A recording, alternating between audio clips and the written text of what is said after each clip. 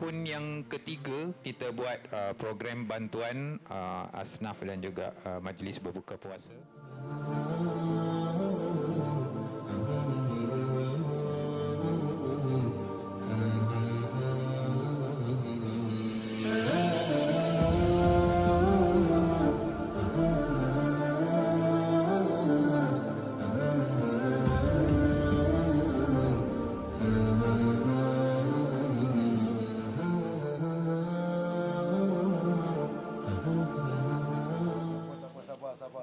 Sabar.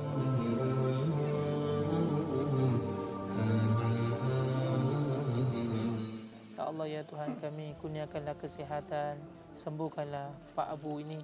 Semoga beliau sentiasa sihat dan terus dapat melakukan amal kebaikan dan melakukan ketaatan kepadamu, ya Allah. Ya Allah, ya Tuhan kami berhimpun di sini pada hari ini. Kami mendoakan kesihatan pada tuan rumah ini. Semoga beliau bersabar dan dikurniakan ketenangan, ya Allah.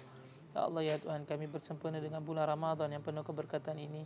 Maka kau ketemukanlah kami dengan malam Lailatul Qadar. Moga kami mendapat kebaikan di dunia dan di akhirat. Terima kasih.